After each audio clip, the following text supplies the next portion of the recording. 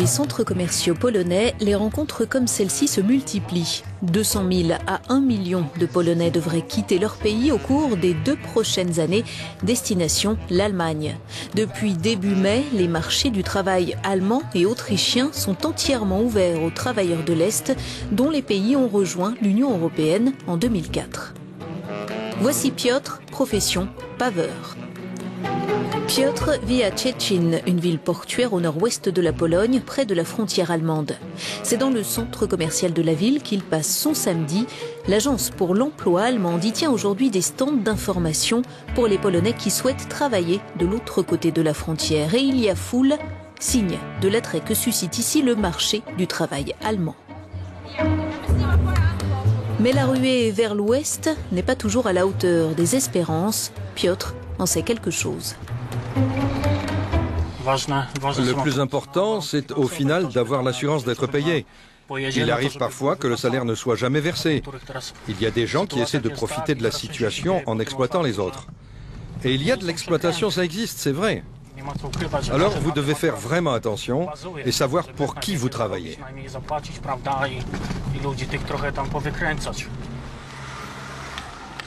Pendant qu'il pave les rues de sa ville en Pologne, Piotr bâtit des projets pour l'avenir. Il parle seulement quelques mots d'allemand, mais connaît les pièges des employeurs peu scrupuleux. Alors, pour se protéger au mieux, lui et des amis ont créé un petit groupe. Ils iront à l'ouest, ensemble. Mais Piotr ne sait pas encore s'il s'installera définitivement à l'étranger. Si c'est un contrat de courte durée, je ferai la navette. Mais si je décroche un contrat de longue durée, dans ce cas, il faudra émigrer pour de bon. Et ma femme viendra avec moi. Heureusement, nous n'avons pas encore d'enfants, donc ce sera plus facile de bouger. Le choix entre faire la navette ou émigrer pour de bon dépendra du salaire et des conditions de vie là-bas.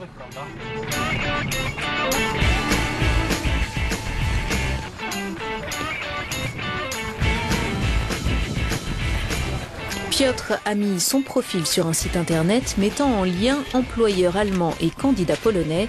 Quand le téléphone sonnera, il sera prêt à partir.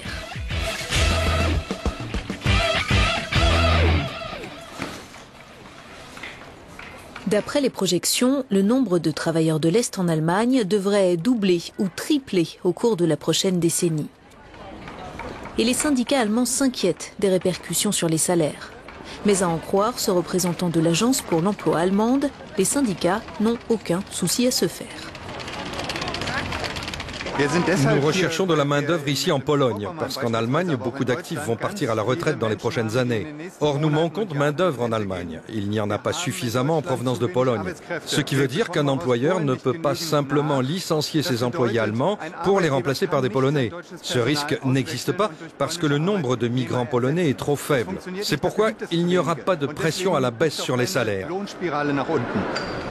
Alors que l'ouverture du marché du travail allemand fait la une de la presse polonaise, l'idée d'introduire un salaire minimum en Allemagne fait débat. Les agences d'intérim polonaises y sont favorables. Je représente les employeurs. Pour autant, je suis en faveur de l'introduction d'un salaire minimum en Allemagne et dans toute l'Europe. Sans un salaire minimum général, nous aurons de gros problèmes sociaux.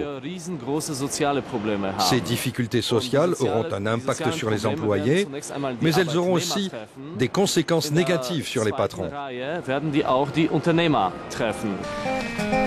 Dans un avenir proche, les opportunités professionnelles en Allemagne seront particulièrement nombreuses dans le domaine technique. Exemple, l'énergie éolienne. Christophe est ingénieur, électricien. Les turbines éoliennes n'ont aucun secret pour lui. En Allemagne, ils ont un besoin urgent d'ingénieurs et de techniciens. Le grand avantage des migrés est de pouvoir travailler partout dans l'Union européenne grâce à l'ouverture des marchés du travail, c'est qu'on peut vraiment mieux gagner sa vie. Et deuxièmement, on a la chance de progresser dans sa profession en tant que technicien ou ingénieur.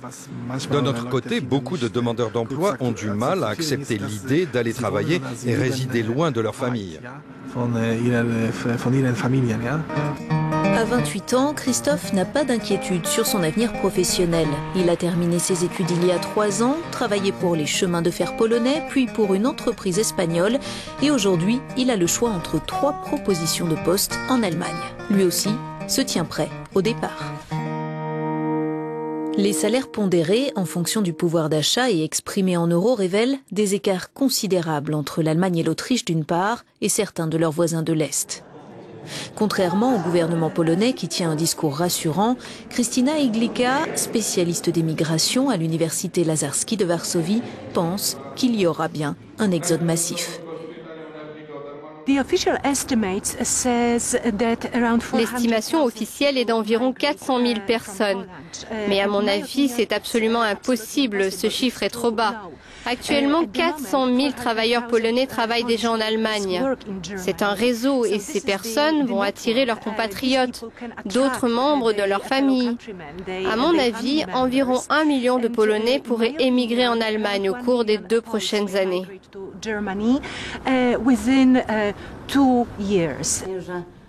En Allemagne, le taux de natalité est faible et bientôt, la génération des baby-boomers partira à la retraite. Dans le secteur de la santé, les besoins vont aller croissant. Les agences comme ProMedica24 recrutent en Pologne. Lucia est aide-soignante. Avant de quitter la Pologne, Lucia prend le thé avec une voisine. La Pologne et l'Allemagne partagent une histoire tourmentée.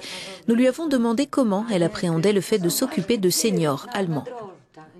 Je travaille avec des personnes âgées qui ont besoin de mon assistance.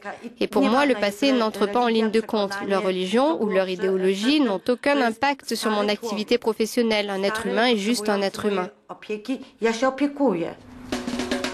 100 000 infirmières et aides-soignantes venues d'Europe de l'Est travaillent en Allemagne, pour la plupart illégalement. Lucia fait partie des quelques 10% qui ont un contrat légal. En 2004, après l'adhésion à l'Union européenne, un grand nombre de Polonais a quitté le pays pour aller travailler à l'étranger. Et le temporaire est progressivement devenu permanent. L'échange entre Polonais et Allemands, c'est aussi l'idée qui anime des ateliers au château de Brolin, près de la frontière polonaise. Des jeunes des 2 pays participent à ces ateliers de théâtre. Le thème de l'improvisation du jour est celui des frontières. Que pensent ces jeunes de l'ouverture totale du marché du travail en Europe? À mon avis, l'ouverture des frontières est quelque chose de positif. Ça signifie plus d'interaction entre les pays, une meilleure compréhension des autres et on peut travailler où l'on veut. Je suis heureux que l'Europe se fonde sur l'ouverture. Prenez l'exemple de cet atelier au château de Brolin. J'ai connu des gens de toute l'Europe et j'espère avoir d'autres occasions de les revoir. J'aime l'idée de pouvoir travailler partout, dans n'importe quelle ville européenne. Travailler où on le souhaite dans l'Union, c'est aujourd'hui un droit qui ne connaît plus d'exception. Un saut dans l'inconnu qui tente de plus en plus de jeunes Européens.